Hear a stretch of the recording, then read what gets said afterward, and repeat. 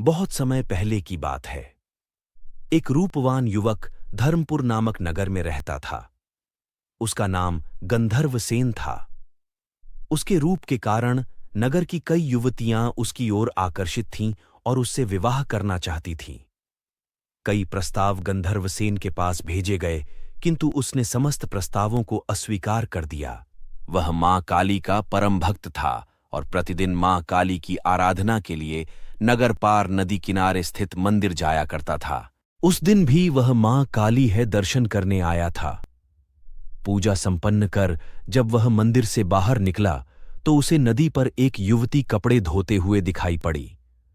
वह अत्यंत रूपवती युवती थी। गंधर्वसेन उस पर मोहित हो गया। वह युवती कपड़े धोकर वहां से चली गई।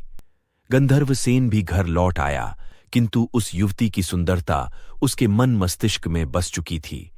वह रात भर उसके बारे में सोचता रहता। अगले दिन जब वह मंदिर गया तो पुनः नदी पर युवती को खोजने का प्रयास किया, पर उसे दिखाई नहीं दी। वह बेचैन हो उठा। उसने मंदिर जाकर मां काली के समक्ष प्रतिज्ञा की कि अगर वह युवती उसकी हो गई तो वह उन्हें अपना शीश अर्पित कर देगा। उसके बाद भी घर आकर भी उसे खाने पीने का होश न रहा। परिणाम स्वरूप वह दिन पर दिन कमजोर होने लगा। जब उसके मित्र देवदत्त ने उसका ये हाल देखा तो उसे पूछा, मित्र, तुमने ये हाल बना रखा है? तब गंधर्वसेन ने उसे उस युवती के बारे में सारी बात बताई। अपने मित्र की यह स्थिति देख देवदत्त ने उस युवती को ढूंढने का प्रण किया और गांव-गांव उसके बारे में पता करने लगा। आखिर उसे पड़ोसी गांव में वह युवती मिल गई। वह एक धोबी की पुत्री थी। देवदत्त धोबी से मिला और गंधर्वसेन के बारे में बताकर उसकी पुत्री का विवाह उससे देने का प्रस्ताव रखा। धोबी ने यह प्रस्ताव स्वीकार कर लिया और अपनी पुत्री का विवाह गंधर्वसेन से करवा दिया। गंधर्वसेन प्रसन्न था, किंतु अपनी प्रसन्नता में वह मां काली के मंदिर में की गई प्रतिज्ञा भूल गया। 5 दिन बीत गए। एक रात गंधर्वसेन को स्वप्न आया जिसमें उसने स्वयं की छाया देखी जो उससे कह रही थी, तुम स्वार्थी हो गंधर्वसेन। तुमने देवी मां के समक्ष ली गई प्रतिज्ञा का मान नहीं रखा। गंधर्वसेन की आंख खुल गई। उसे पछतावा होने लगा। उसने सोचा कि वह अपनी प्रतिज्ञा पूर्ण करेगा। अगले दिन उसने अपने मित्र देवदत्त को बुलाया और उसे तथा अपनी पत्नी की साथ लेकर मां काली के मंदिर चला गया। मंदिर के पास पहुंचकर वह देवदत्त से बोला, मित्र, तुम यहां अपनी भाभी के साथ मेरी प्रतीक्षा करो। मैं पहले पूजा करके आता हूं। मंदिर के अंदर जाकर गंधर्वसेन अपनी तलवार निकालकर अपना सिर देवी मां को अर्पित कर दिया। बहुत देर हो जाने पर भी जब गंधर्वसेन बाहर नहीं आया तो चिंतित देवदत्त मंदिर में गया।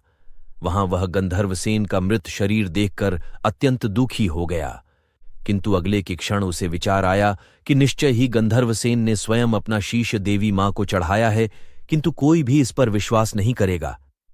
सब यही सोचेंगे कि मैंने उसकी स्त्री से विवाह करने के लिए उसका वध किया है। ऐसा अपमानजनक जीवन जीकर मैं क्या करूंगा? इससे अच्छा तो अपने प्राण त्याग देना है। उसने पास पड़ी गंधर्वसेन की तलवार से अपना सिर धड़ से अलग कर लिया।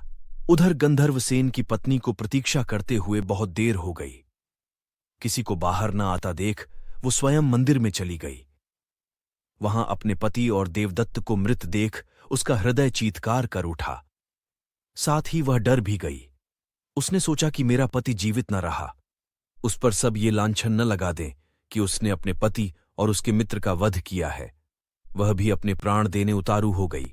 जैसे ही उसने अपने प्राण देने के लिए तलवार उठाई, देवी मां की आवाज उसे सुनाई पड़ी, रुक जा पुत्री, अपने प्राण मत त्याग।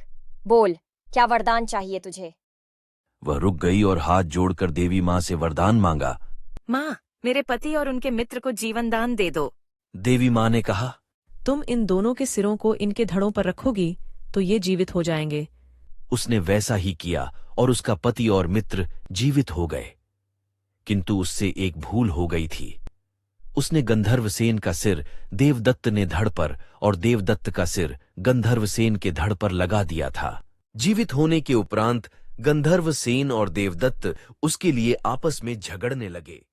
इतनी कहानी सुनाकर बेताल रुक गया और राजा विक्रम से पूछा, पता राजन, उस युवती का पति कौन होगा? यदि जानते हुए भी उत्तर ना दिया तो तेरे सिर के टुकड़े टुकड़े हो जाएंगे। युवती का पति देवदत्त के धड़ पर लगा गंधर्वसेन के सिर वाला युवक होगा। क्यों? देवदत्त के धड़ पर गंधर्वसेन का सिर लगा है और सिर में ही मस्तिष्क है, जो संपूर्ण शरीर का संचालन करता है। उस पर व्यक्ति की पहचान, उसका चेहरा भी सिर का हिस्सा है। इसलिए युवती का पति देवदत्त के धड़ पर लगे गंधर्वसेन के सिर वाला युवक ही होगा। सही उत्तर दिया तूने राजन, मगर तू बोला और मैं चला। कहकर बेताल उड़ गया और वापस जाकर मसान के उसी पेड़ पर लटक गया। विक्रम उसके पीछे गया और उसे पेड़ से उतारकर अपने कंधे पर लाद लिया और पुनः चल पड़ा। बेताल रास्ता काटने के लिए अगली कहानी सुनाने लगा।